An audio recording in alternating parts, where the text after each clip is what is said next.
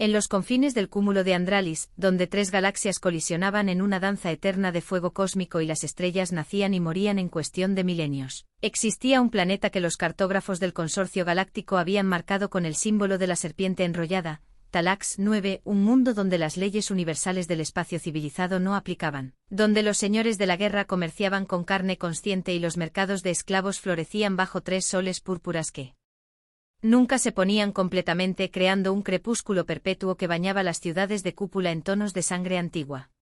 Fue allí, en el gran bazar de las 1000 cadenas, donde el capitán Marcus Chen, último superviviente de la nave de exploración terrestre Prometheus 7, caminaba entre jaulas y plataformas de exhibición con la capucha de su capa rasgada cubriéndole el rostro, sus ojos grises escaneando cada rincón con la precisión de un depredador que había aprendido a sobrevivir 6 meses en territorio hostil después de que su tripulación fuera masacrada por piratas Soltani en el vacío de Kepler.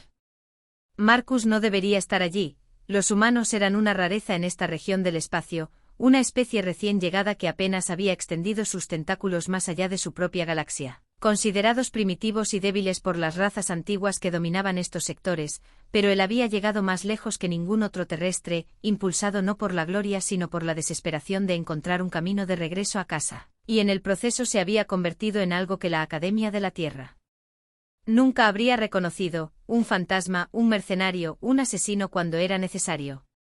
El aire del bazar apestaba a ozono y feromonas de miedo, una combinación que hacía que sus sentidos humanos, tan inferiores según los estándares galácticos, se agudizaran con adrenalina primitiva.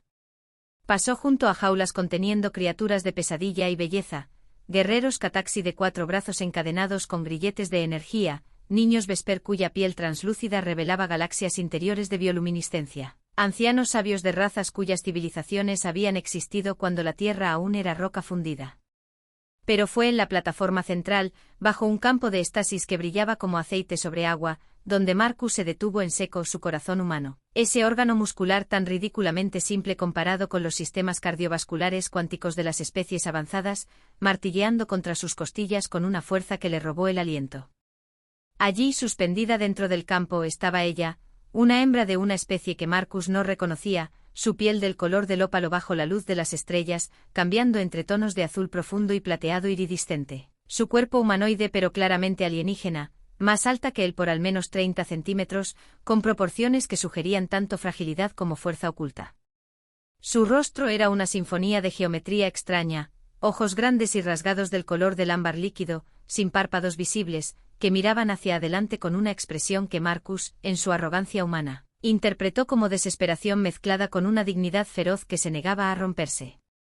Su cabello, si podía llamarse así, flotaba alrededor de su cabeza como filamentos de luz cristalizada, cada hebra emitiendo un suave resplandor bioluminiscente que pulsaba en patrones que parecían un lenguaje propio.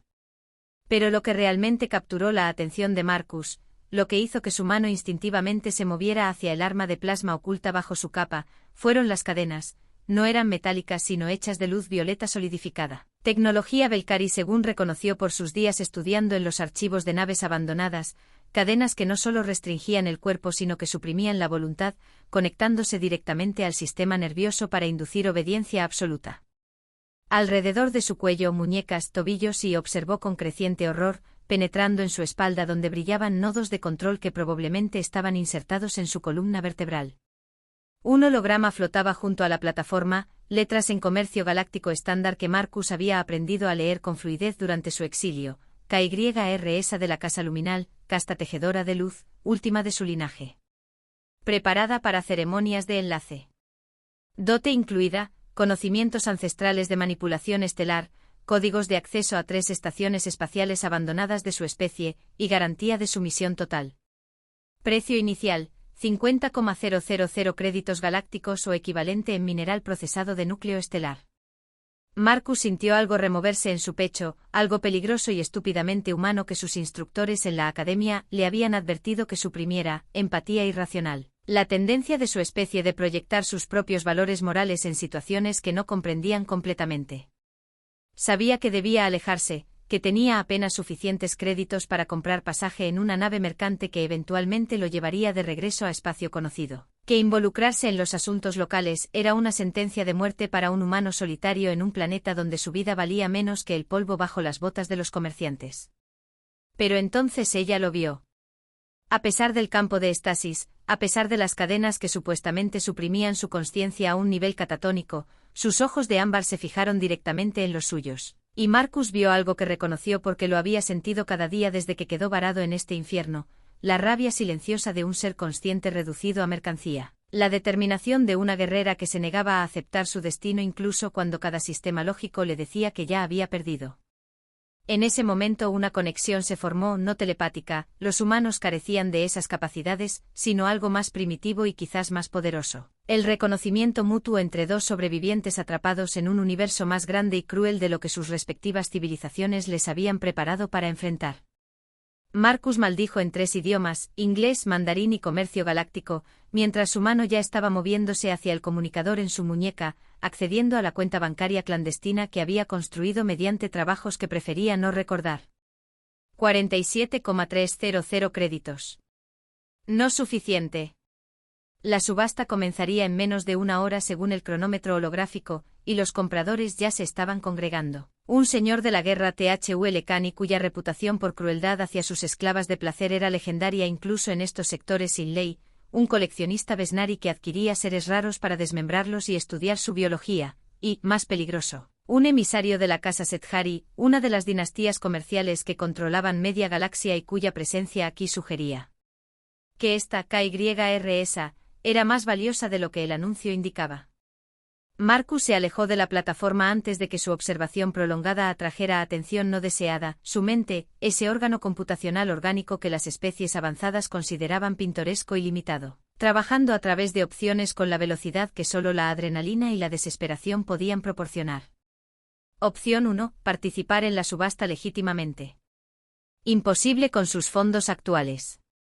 Opción 2. Robar suficientes créditos en la siguiente hora. Suicida incluso para sus estándares. Opción 3. Esperar hasta que alguien más la comprara intentar rescatarla después. Demasiadas variables y algo en su instinto le decía que si la casa Sethari la adquiría, desaparecería en las profundidades de su imperio corporativo donde ni siquiera un fantasma como él podría seguirla.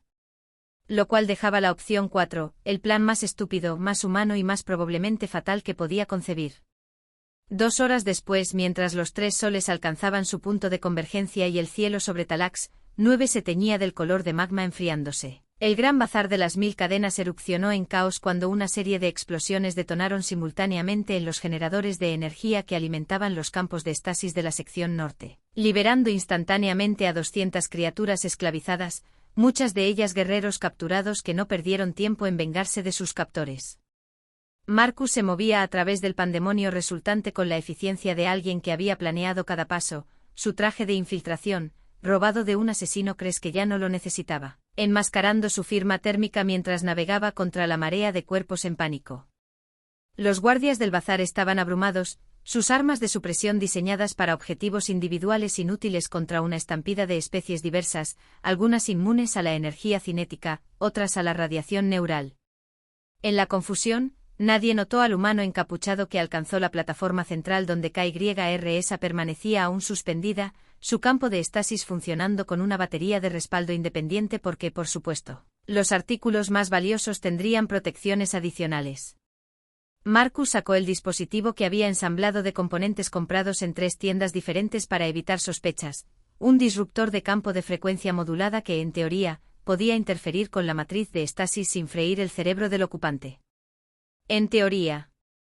Sus manos de 5 dedos sin garras, sin fuerza sobrehumana, nada excepto destreza desarrollada por millones de años de evolución manipulando herramientas, trabajaron con precisión quirúrgica, conectando el disruptor a los nodos de acceso del campo mientras sus ojos continuamente escaneaban el caos circundante. El dispositivo zumbó, su pantalla mostrando patrones de interferencia que Marcus interpretó basándose en conocimientos que había adquirido estudiando manuales robados y experimentación peligrosa. 3 segundos. El campo parpadeó. 5 segundos. Comenzó a desestabilizarse. 7 segundos. Detente ahí, alimaña. La voz tronó desde arriba, traducida automáticamente por su implante auricular. Marcus levantó la vista para ver a un guardia cataxi descendiendo con propulsores antigravitacionales, su arma de pulsos ya cargándose para un disparo letal. El humano no dudó, su mano libre sacó su pistola de plasma y disparó no al guardia, cuya armadura personal deflectaría fácilmente el proyectil, sino al tanque de combustible de sus propulsores. Una vulnerabilidad estúpida que solo las especies arrogantes permitirían en su diseño. La explosión resultante envió al Cataxi estrellándose contra una jaula cercana, y el campo de estasis finalmente colapsó. KYRS cayó hacia adelante y Marcus la atrapó, sorprendido por su peso, más pesada de lo que su apariencia sugería, quizás huesos densos o una estructura muscular diferente, pero su adrenalina compensó mientras la acomodaba. Ella estaba consciente pero desorientada, sus ojos de ámbar luchando por enfocarse, y las cadenas de luz violeta aún brillaban alrededor de su cuerpo, los nodos de control aún activos. Escucha, Marcus dijo en Comercio Galáctico, su acento humano haciendo que las palabras sonaran toscas, no tengo tiempo para explicaciones. O vienes conmigo ahora o esperas a ver quién te compra cuando controlen este desastre. Tú eliges. Por un momento que pareció extenderse infinitamente, ella lo estudió con esos ojos alienígenas, y Marcus se preguntó qué veía, un salvador, otro captor, o simplemente una criatura extraña de una especie que probablemente no conocía. Entonces, con un esfuerzo visible que hizo que las cadenas brillaran más intensamente, evidentemente castigándola por resistirse, ella asintió. Fue suficiente. Marcus la levantó en un agarre de bombero, ignorando el dolor en sus músculos humanos ordinarios, y corrió hacia la salida que había identificado durante su reconocimiento. Un conducto de ventilación de tamaño industrial que los diseñadores del bazar habían incluido para procesar el calor de miles de cuerpos y sistemas de estasis. Detrás de ellos, escuchó los gritos de los comerciantes finalmente organizando una respuesta, el zumbido de drones de seguridad activándose, el rugido de algo grande y probablemente carnívoro que había sido liberado y ahora estaba disfrutando su libertad de la manera más sangrienta posible. Alcanzaron el conducto justo cuando un disparo de plasma vaporizó el suelo donde habían estado parados segundos antes. Marcus prácticamente arrojó a KYRS adentro, luego se metió tras ella, sus manos activando el dispositivo de sellado que había plantado allí durante su preparación. El conducto se cerró con un siseo de metal fundiéndose, y en la oscuridad repentina, iluminada solo por el brillo de las cadenas de ella y las luces de emergencia de su traje, comenzaron su descenso hacia el subsuelo de Talax 9, donde Marcus había preparado su verdadera apuesta, una nave robada, apenas funcional, pero con un motor de salto lo suficientemente poderoso para sacarlos del sistema antes de que el consorcio sellara el espacio orbital. Mientras se arrastraban a través de kilómetros de conductos mugrientos, KYRS moviéndose con dificultad creciente a medida que las cadenas castigaban sus intentos de movimiento independiente. Marcus se permitió un momento de reflexión sobre la absoluta locura de lo que acababa de hacer. Había sacrificado su única oportunidad de ir a casa, convertido a cada comerciante y señor del crimen en Talax 9 en su enemigo, y todo por una alienígena cuyo nombre ni siquiera podía pronunciar correctamente, cuyas motivaciones no comprendía, y que podría traicionarlo en el momento en que las cadenas fueran removidas, si es que podían ser removidas.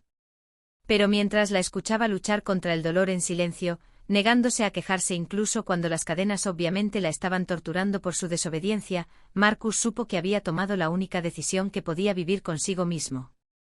Después de todo, los humanos eran famosos por su irracionalidad, su tendencia a valorar conceptos abstractos como honor y compasión sobre la supervivencia lógica. Era lo que hacía a su especie tan desconcertante para las civilizaciones galácticas antiguas, y quizás, solo quizás, era exactamente lo que este universo frío y brutal necesitaba más. La nave que Marcus había robado era una reliquia Cortan de clase minera, su casco marcado por décadas de exposición a cinturones de asteroides y tormentas solares, sus sistemas de soporte vital funcionando al 60% de capacidad según los diagnósticos parpadeantes en su cockpit claustrofóbico, pero su motor de salto, ese hermoso motor de salto modificado ilegalmente, era capaz de rasgar el tejido del espacio-tiempo con suficiente violencia para llevar los 3 sistemas estelares de distancia antes de que las autoridades de Talax 9 pudieran siquiera procesar qué dirección habían tomado.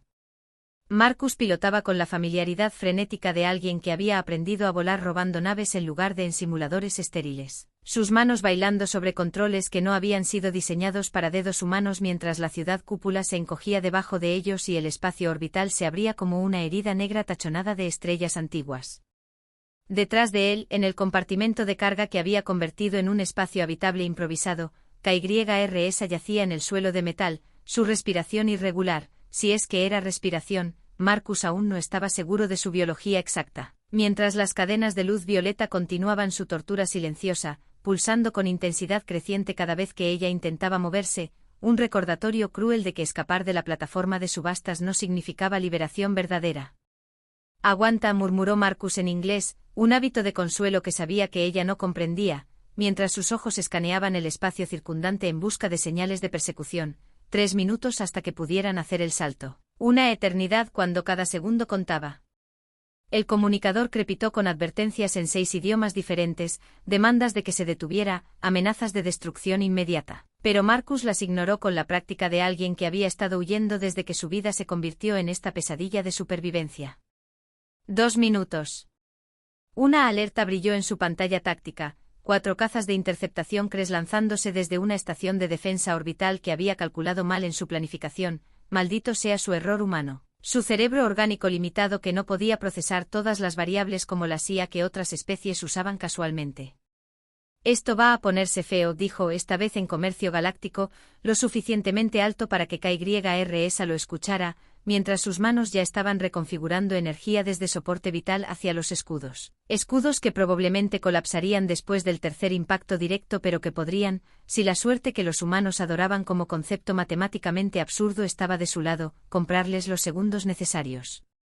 El primer disparo de plasma iluminó el vacío como un pequeño sol naciendo, errando la nave por metros que podrían haber sido milímetros si el piloto CRES hubiera anticipado la maniobra de evasión errática que Marcus ejecutó. No porque fuera tácticamente brillante, sino porque su pánico producía patrones de vuelo que ninguna computadora predictiva podría modelar. 1 minuto 30 segundos. Marcus empujó los propulsores más allá de sus límites de seguridad, sintiendo la vibración de la nave en sus huesos mientras el metal protestaba y los sistemas de advertencia gritaban apocalipsis inminentes en su tablero. Otro disparo conectó con los escudos traseros, y la nave se sacudió violentamente arrojando a KYRS contra el mamparo. Marcus escuchó un sonido que podría haber sido dolor o simplemente el impacto, y algo primitivo en su cerebro humano. Esa parte del lagarto que sus ancestros habían desarrollado cuando aún vivían en árboles, rugió protesta contra cualquier cosa que lastimara a esta criatura que ahora, por razones que no podía articular completamente, había decidido proteger. Computadora, ladró en el dialecto de comando que la nave reconocía, transferir todo excepto funciones críticas al motor de salto, ignora protocolos de seguridad, código de anulación Omega 73. La IA de la nave, tan primitiva que las civilizaciones avanzadas la habrían considerado apenas consciente, procesó la orden con la obediencia estúpida de un sistema que no comprendía las implicaciones de lo que se le pedía. 1 minuto. Los cazas CRES se estaban acercando en formación de depredador, sus pilotos probablemente comunicándose a través de enlaces neurales que coordinaban sus ataques con precisión milimétrica, mientras Marcus volaba por instinto y desesperación, y sin embargo él seguía vivo, seguía moviéndose, porque resulta que la imprevisibilidad tiene su propio valor táctico cuando enfrentas enemigos que han optimizado sus estrategias contra oponentes racionales. 45 segundos.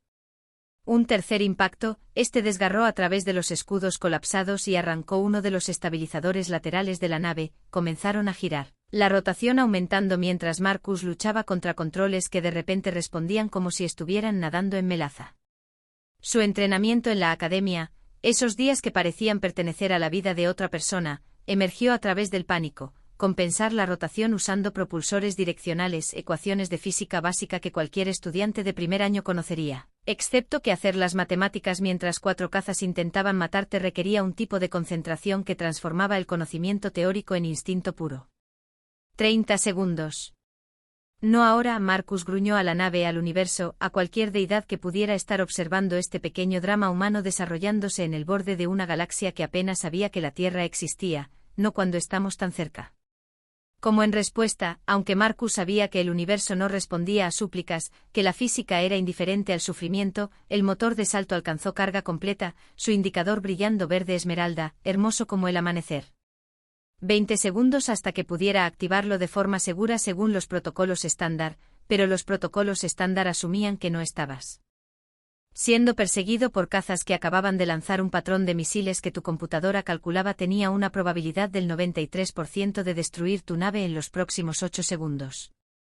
Lo cual significaba que Marcus tenía que hacer lo que los humanos hacían mejor cuando estaban acorralados, algo absolutamente irracional que funcionara precisamente porque ningún ser lógico lo intentaría. Activó el motor de salto 15 segundos antes, mientras aún estaban girando, mientras los misiles se acercaban como ángeles de muerte resplandeciente, mientras cada sistema en la nave gritaba que esto los desintegraría o los dispersaría a través de dimensiones alternativas o simplemente los convertiría en energía pura. La realidad se desgarró.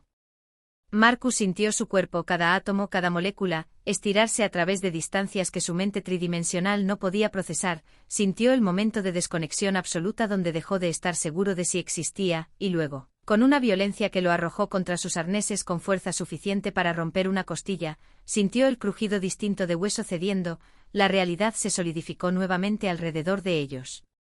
Estaban en el espacio normal, 3 sistemas de distancia según las lecturas de navegación, vivos por razones que Marcus sospechaba tenían más que ver con suerte estadísticamente improbable que con habilidad. La nave, sin embargo, estaba muriendo, cada pantalla mostraba rojo crítico, el motor de salto fundido en una masa de metal que necesitaría un astillero completo para reparar, el soporte vital filtrado a través de una grieta en el casco que su sistema de sellado de emergencia estaba luchando por contener, y sus propulsores subluz funcionando con la potencia suficiente para alcanzar quizás la luna más cercana antes de que el combustible se agotara completamente.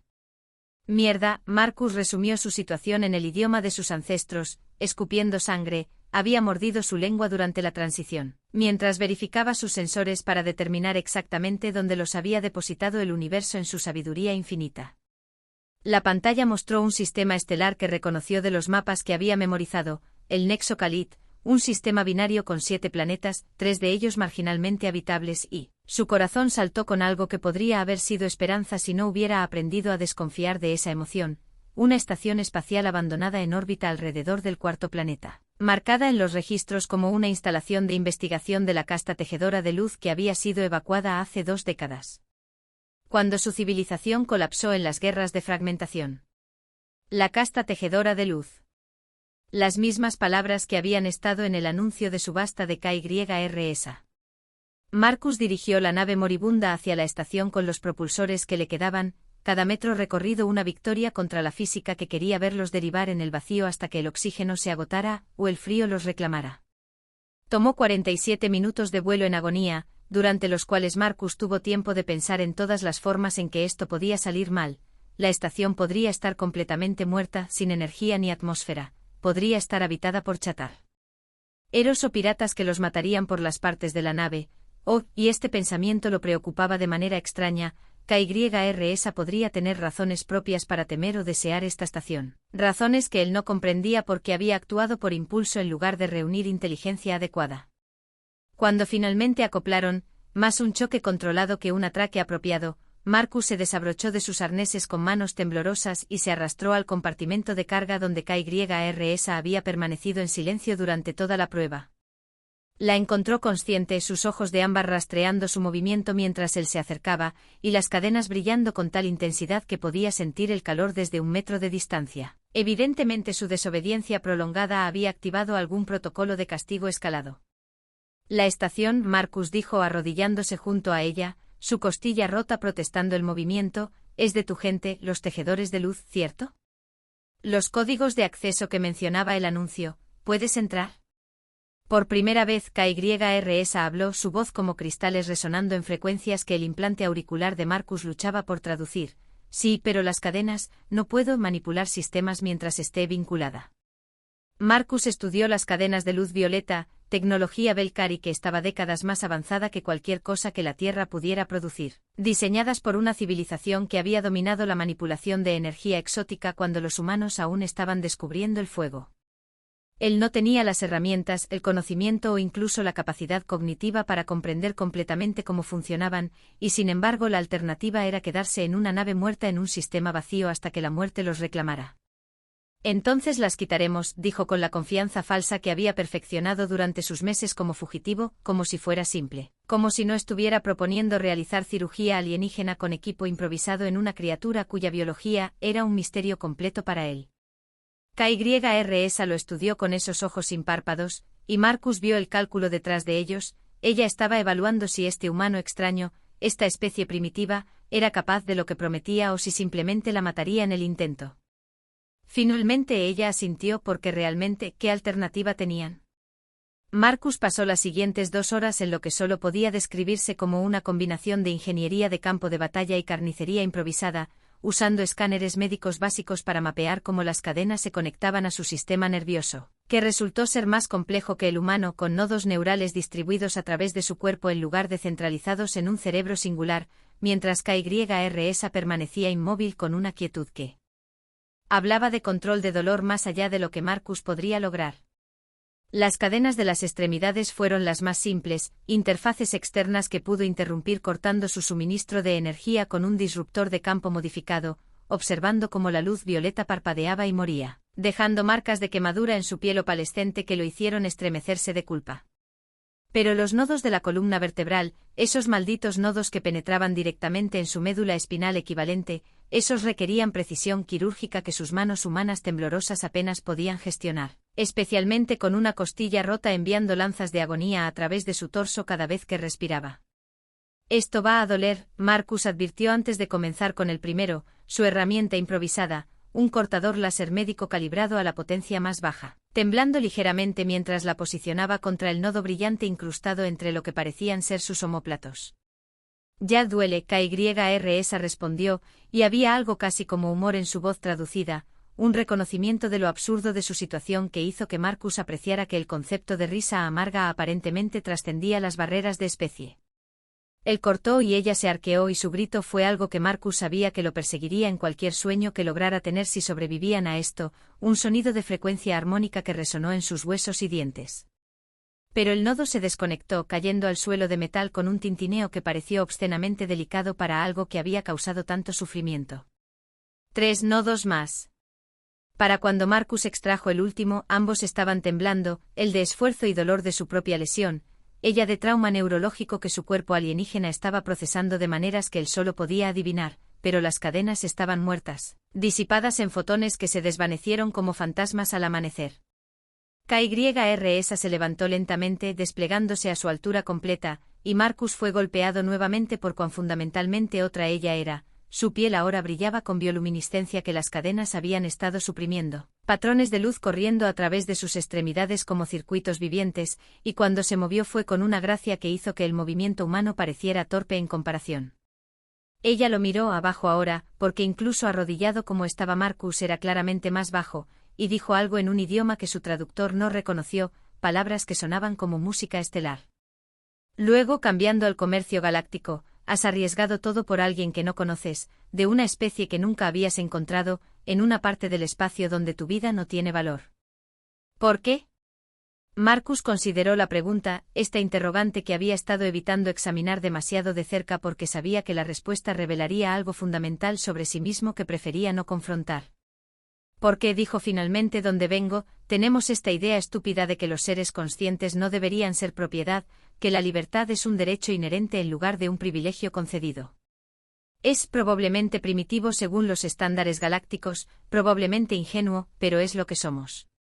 KYRS inclinó su cabeza, un gesto que podría haber significado cualquier cosa, y luego extendió su mano, 4 dedos largos y articulados donde los humanos tenían 5, hacia él. Los tejedores de luz tienen una frase, Akesbat el Mari, el que rompe cadenas se convierte en hermano de sangre.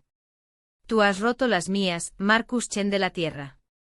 Mi vida es tuya hasta que la deuda sea pagada, y entre mi pueblo esa deuda no expira con el tiempo sino que se transmite a través de generaciones si es necesario. Marcus tomó su mano, sintiendo la calidez de ella, la textura diferente de su piel, y asintió con la solemnidad que el momento parecía requerir, aunque parte de él se preguntaba en qué diablos acababa de involucrarse ahora. Juntos entraron a la estación abandonada, KYRS usando códigos que recordaba de una vida antes de que su civilización cayera, y las puertas se abrieron hacia corredores que habían estado oscuros durante décadas, su iluminación de emergencia parpadeando a la vida como si estuviera saludando el regreso de su creadora. Lo que encontraron dentro cambiaría todo, no solo para ellos sino para el equilibrio de poder en 3 galaxias, porque resulta que cuando los tejedores de luz evacuaron, dejaron atrás más que instalaciones de investigación, dejaron armas, tecnología de manipulación estelar que podía encender o apagar soles, archivos de conocimiento que civilizaciones matarían por poseer, y en el corazón de la estación, en una bóveda que solo alguien del linaje de KYRS podía abrir, un descubrimiento que explicaba por qué la casa Sethari había estado dispuesta a pagar cualquier precio por ella. Marcus, parado en esa bóveda junto a una alienígena que había sido una esclava hace horas, y ahora era su hermana de sangre según tradiciones que apenas comprendía, mirando tecnología que su mente humana luchaba por categorizar, se dio cuenta de que su decisión impulsiva en el gran bazar de las 1000 cadenas no había sido solo sobre salvar una vida, había sido el primer movimiento en un juego que ni siquiera sabía que estaba jugando, un juego donde las apuestas eran nada menos que el futuro de cómo las especies conscientes se tratarían entre sí en un universo que había olvidado que el poder sin compasión era simplemente tiranía con mejor tecnología. Y mientras KYRS comenzaba a activar sistemas que habían permanecido dormidos por años, sus dedos bailando sobre controles que respondían a su toque como instrumentos musicales encontrando a su maestra, Marcus Chen, humano ordinario, el último superviviente de una misión de exploración que había salido terriblemente mal, ahora aliado de la última de los tejedores de luz. Sonrió con la sonrisa de alguien que finalmente había encontrado un propósito más grande que simplemente sobrevivir un día más. Va a mostrarle a esta galaxia antigua y cruel exactamente porque la humanidad, esa especie joven y primitiva de un planeta azul insignificante, merecía un lugar en las estrellas.